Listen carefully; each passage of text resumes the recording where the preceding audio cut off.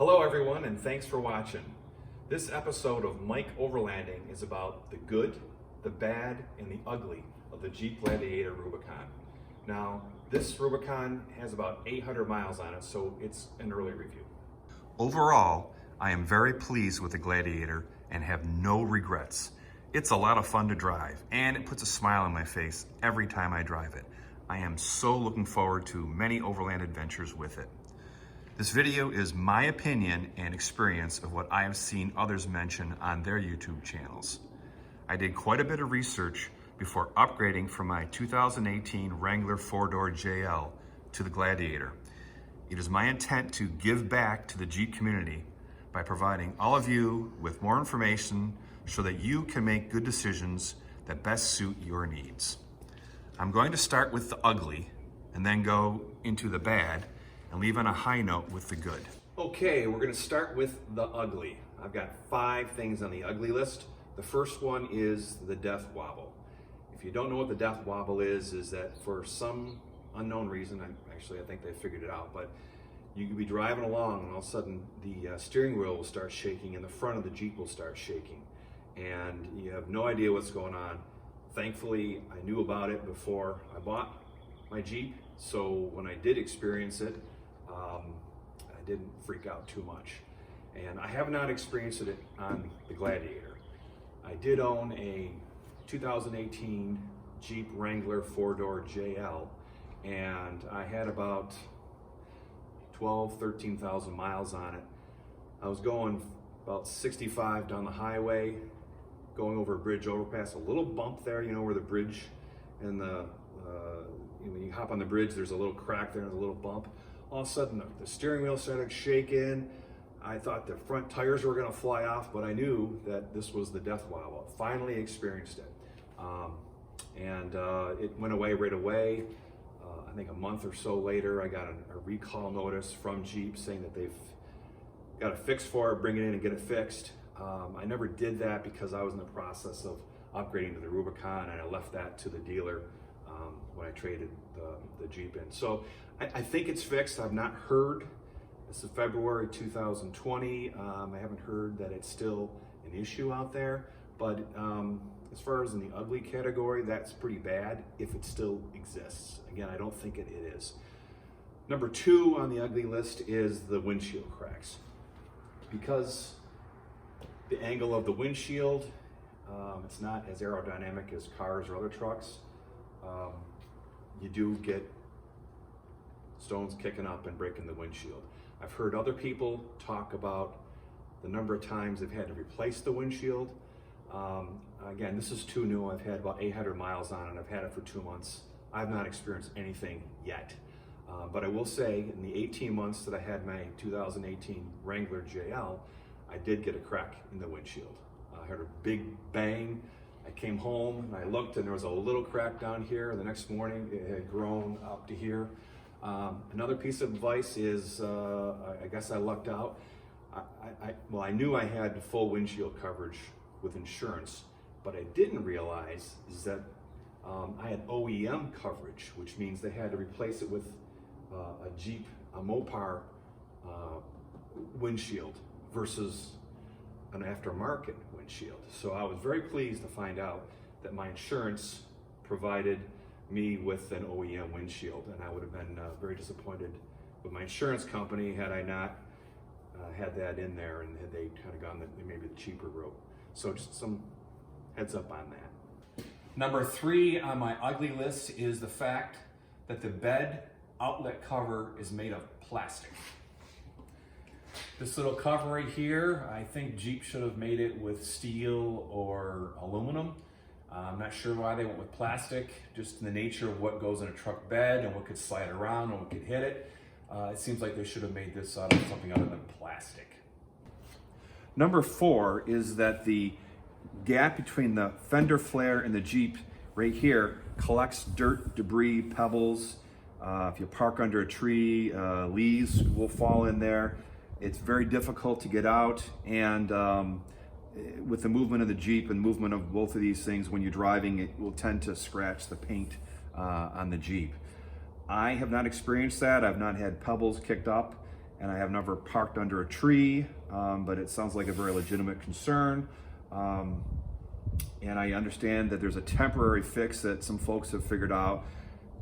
You can go to Home Depot and buy this strip of rubber. It's like in a coil, and you can put it down and through here, and I guess it doesn't stay, but while it is there, it does help protect debris from getting down in further and scratching the Jeep or being difficult to get out. So there is a apparent fix on it, but again, I haven't experienced this.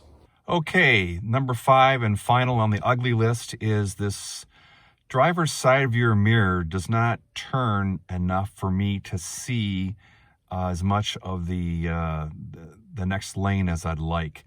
I have the mirror set so it's as far left as possible, and as you can see, this is my view from when I'm sitting in the Jeep. Too much of my vehicle is shown. I don't like to look at it like this. I like to have it so that it barely sees part of the Jeep and most of it sees the lane next to it. Now, I saw someone else had this issue with a Jeep Wrangler. I did not have this issue with my Jeep Wrangler. I was able to turn the mirror so that I could see the next lane very, very easily. I'm not sure why and what is different about the Gladiator, but this is as far as I can go. So I'm turning my head anyways before I change lanes. So it just means I lean forward a little bit more before I go, but I'm not sure why that mirror won't go any further to the left. Okay, now we're on to the bad, and really a lot of these really aren't all that bad. The first one is a forward-facing camera. Now, this is a great feature. I love it, and as you see, it is terrific. There are times when I'm driving that it takes a very long time for the forward-facing camera to turn on. And I don't know if it's because I'm driving and it won't turn on while you're moving, but it does take a long time to do it. I can't duplicate that right now because I can't drive and film at the same time, but there is a delay from time to time. And when I'm sitting here parked, it does it instantly, and it's a great feature. I love this feature, but I guess I'm not quite sure about the delay. If anybody knows anything about that, I'd appreciate learning from you on that. Number 2 is shifting. Shifting from 2 high to 4 high and back and forth. Again, not a big deal, but when I compare shifting on the Gladiator to my Wrangler, it's much tougher to move this back and forth. Again, it's not a problem. I can do it very, very easily, but I just noticed that there's a significant difference of what energy I need to do to move this back and forth. And I don't mind it at all, but again, I'm just pointing out a difference. Okay, visibility. The visibility in the Jeep, I've heard many people say that it's really good, and I agree with it. It's very, very good visibility. I think that's actually a plus. But what I want to get to here is, for me and my height, the rear view mirror it blocks my view. And as you can see right here, oncoming traffic, especially at intersections, I have to either lower my head down to make sure I see it or lift my head up depending on the terrain. Again, this is common in many vehicles, but for me, it's a little bit of a pain in the neck. I'm so glad I did not get the adaptive cruise control, because that goes above the mirror here and it blocks a lot of the visibility. That would be bad for me, because I would miss a lot of being able to see traffic and pedestrians and bikes and whatever, or even on the trail. So I don't really think the adaptive cruise control is a good idea, just based on the placement of it.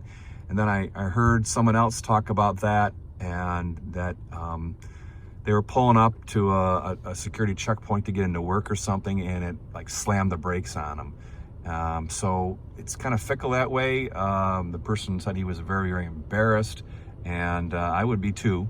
So it doesn't seem like that's worth it. And that was one of the advices that I saw on a YouTube channel, one of the reasons why I didn't get that, the adaptive cruise control, other than the fact that it isn't that inconvenient to just slow down or notch your cruise control down 1 mile per hour if someone's going slow, or just go around them. It's not that big a deal. Okay, number 4 here is if you're like me and you purchased custom floor mats with the Jeep from Mopar, they don't fit in the back seats. The front seats work fine, but the back seats don't fit. And the reason is because you've got this storage area here that is preventing it from going in. Now, I haven't done this yet, but I'm thinking of these storage areas do come out. I'm thinking of removing it, seeing if I can put this mat down, and then putting this back in. I'm not sure where the bolts are that hold this in and whether they would interfere with this or not. But so for now, I'm using the floor mats that came with the Jeep for the back seat. The main thing is the front seat does work, but I'm not quite sure if I can get this to work or not. Okay, number 5, you notice the bed lights. They are on.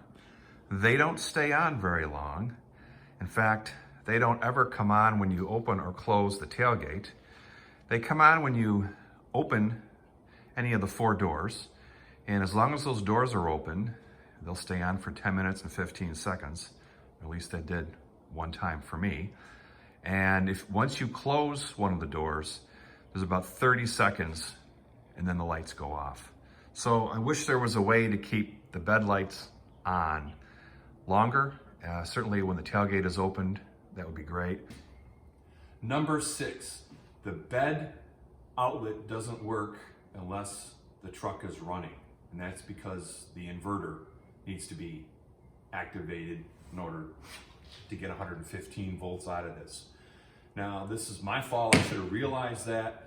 As you can see here, I have an ARB refrigerator, and my plan was to be able to plug it in and it would keep it charged while I'm running, which is good, but then when I stopped, it would still keep the refrigerator running. The refrigerator has a device in it that when it notices the battery's getting low, it'll automatically shut off, so I was going to count on that kind of working. And when I had the Wrangler, it had one of these 12-volt adapters that plugged in from the refrigerator to the Wrangler, and that does not need an inverter. So I thought this would be the same. I guess I didn't think it through, but it is something you need to work with. Either you need to get a dual battery, somehow do some electrical hookups, or get an extra battery pack and have that in here. That's what I'm thinking of doing, and having the refrigerator hooked up to the battery pack hooked up to here. So I hope that'll work. I'll have to do some more research into that. Also looking for lights on a bed rack and a rooftop tent, and I would like to be able to have lights on and have access to that. So that's a workaround I got to do. Again, it's a bad, but it's, you know, no fault of the Jeep. I guess they're all that way. Okay, next is the rock rails. The rock rails are great. They come standard with the Gladiator Rubicon, and I love them. I did notice that going from my Wrangler, which had a step that came out instead of the rock rails, and the reason the rock rails, the step is plastic and can break. The rock rails protect the underbody and a little bit of the side of the Jeep, which is what I wanted. But what I've noticed, and I just have standard stock tires on here, 33-inch all-terrain tires. So they don't really stick out from the fender well that much, if at all, maybe an inch at the most when you kind of look on the side. But I do notice a lot of debris, snow, slush, getting on the side of the Jeep, which isn't a big deal. It is a Jeep. I like to keep my Jeep pristine, like a fire truck, and unless I'm going to go out off-roading or whatever, then it can get as dirty as it needs to get. But otherwise, I like to keep it clean. So I've noticed that you're going to get this a little bit dirtier. I think Jeep could have come up with a better rock rail. I've seen aftermarket ones that come out a little bit more, and I think that would have been a better fit for Jeep. The other thing I've noticed on watching some videos is some of the folks with the older Jeeps, the paint wears off here. A lot of them have no more paint.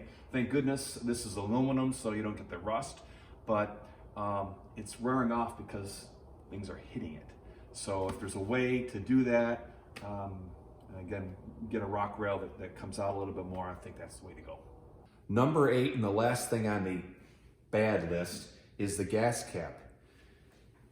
When you take the gas cap off, I know it's hard to see, but there's this little device here where you can hook the gas cap onto it and keep it there while you're putting gas into your Jeep. This doesn't work. I don't know who came up with this idea, but it doesn't stay. I thought for sure it would stay while I'm filming, just to prove me wrong, but you cannot get this thing to stay. I mean, you really have to really work at it. So I'm not sure what that's all about. So when you take your gas cap off, I don't know. Thank goodness this is plastic. I don't have to worry about scratching the plastic if it was paint or something, but really not quite sure what's with that idea. Okay, now on to the good. There are many, many good attributes of the Gladiator. I just picked like 9 of them or so. The first thing I want to talk about is the engine, and you all can look up the attributes of the engine. It's a Pentastar engine, and it is wonderful. I had the same engine in my Wrangler 4-door JL, and I was a little concerned before I bought the Gladiator, and when I test drove one, my concerns were gone. The Gladiator, even though it's a heavier vehicle, it's got a heavier payload capacity, it's got a heavier towing capacity, etc., etc. I was concerned with the same engine, would I notice it? And I really don't notice it. I can accelerate on ramps, getting onto the highway, and getting up to speed very, very quickly. So from my perspective, it's a non-issue. The next thing is headroom. I'm 6 foot tall, and I have got plenty of headroom. I've never banged my head.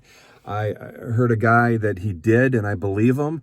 I'm not sure how he's hitting his head on here, but he did, and I guess we all have different body styles and shapes, but I have not hit my head on the ceiling here. Also, the hard cover, which is what is on this Jeep, is the road noise. Again, it's the same hard cover that I had on the Wrangler. I didn't have the soft cover on that, but the road noise is the same. Now, I went from a Yukon XL to the Wrangler, and I could certainly notice the road noise. There was a difference. There's a noticeable road noise in the Wrangler, but it's not bad. It really, I mean, for all the other things you get with it, it isn't bad at all. And again, I just had stock tires and everything, but no complaints on my part. You can hear the radio, you can talk. There's no issues with it, other than it is going to be a little bit louder. There are other YouTube videos where people have gone to the scientific method and decibel levels, and you can go and look at those, and they back up kind of what I'm saying.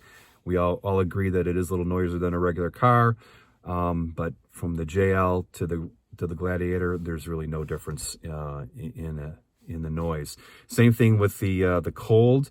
I'm in Minnesota, and it's very, very cold out, and I'm looking at some of my editing, and I look like Santa Claus here with my rosy cheeks, but it is cold out, and you don't really notice it. The heat does a great job. As you can see in the top here, I did have the custom insulation put in. I do think it does a great job of helping keep the noise down. It also does a great job of keeping, in the summer in Minnesota, it can get over 100 degrees, and I've not experienced any situations where the car won't, or the Jeep won't cool down. So as far as noise and as far as temperature goes, I think with the extra insulation, I think it's a good cause, or a good call to get it, and I've not really had any issues. I will say that the heat does not get to the back seats that much. So I've got teenage kids driving places, in the wintertime, they'll bring a blanket, to be honest with you. Somehow it reminds me when I was a kid and driving the station wagon with Dad, they would be roasting up in the front, and we'd be freezing in the back. So you're going to get a little bit of that. Number 4 on my list is the lane wandering. The complaint is that the Jeep, it takes a lot of effort to have to constantly move the steering wheel a little bit left and right just to stay in the lane. You're constantly correcting and recorrecting. When I bought my Wrangler, I noticed that.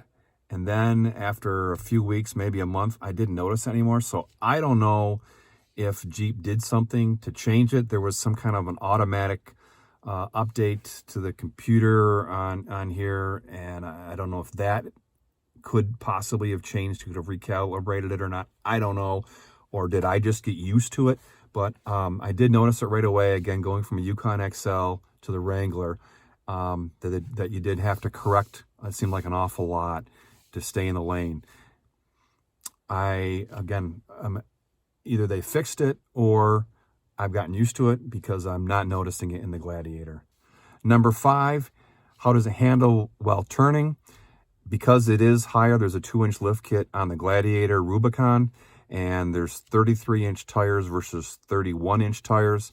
I did initially notice that while turning, there was a little bit of a slush. You could feel a very, very, very little bit. And I don't notice it anymore. I've gotten used to it. I imagine larger tires, bigger lift, you're going to notice it more, but it's not been a problem whatsoever. I feel very safe and very comfortable driving the Gladiator. Okay, number 6, is it a smoother ride? I believe that people who think that the Gladiator offers a smoother ride are comparing it to the JK. I've never ridden a JK, so I can't say that definitively. But I can say that going from the JL to the JK, I'm not noticing a difference. Apparently the science says that with a longer wheelbase that the ride should be smoother. I'm not feeling it. When I picked up the Gladiator from the dealer, the tires were a little bit overinflated. They were at like 42 PSI, and I believe they're supposed to be at 37, versus my Wrangler tires were supposed to be at 38. So I dropped the PSI down to 38, and I still don't think it's any better of a ride. It's not a bad ride. It's an awesome ride. Again, it's a truck, and it's the most off-road capable truck, according to Jeep, out there. That's why I bought it, and it rides wonderful. I have no complaints about the ride. So this isn't a complaint about it. It's just addressing some people who said it's a smoother ride. I think they're comparing it to the JK, because compared to the JL, it's not my opinion. And again, it's not a bad ride at all. One of the complaints on another YouTube channel was that the rear doors weren't large enough. And the thought was that the rear doors should be larger and not use the same doors that are used on the Wrangler. I don't agree with that. I don't have any problem with the rear doors being this size. It's my understanding that it saves money. They just have to make one size door. But when you open the door and get in, there's no advantage to this area of the Jeep. You wouldn't put your foot on here. I'll try to demonstrate that. Okay, I just don't see their point, because to get in the back seat, what you're going to do is you're going to put your left foot far over here as possible. You don't need this. And if your left foot is over here, the reason you need to do that is you need to make room so your right foot can follow through, and when you hop in, you're facing forward and you can sit in the seat. So I don't see where this is any advantage whatsoever. It's certainly enough room to get in. This adds nothing if it were open here. The concern I heard was the placement of the spare tire. The spare tire in the Gladiator is underneath the bed, right here. And the concern was, and it's a justifiable concern, what if you get hung up on a rock or you're in mud and you get a flat tire? How are you going to get the spare tire out? And I think it's a valid concern. However, I think the placement overrides that, because by putting it underneath the bed, you increase more room in the bed to carry things versus putting it up in the bed. You really can't put it on the tailgate because it doesn't swing open, it swings down. And you lower your center of gravity, which is crucial on turns or off-roading. You want to keep your center of gravity as low as possible. So I do like the placement of the spare tire, and I think that's a good thing. Thanks for watching. I hope this was helpful. Please leave comments if you agree, disagree, or have other solutions to share. And please check out my YouTube channel, Mike Overlanding, for other Gladiator Rubicon reviews. Thank you.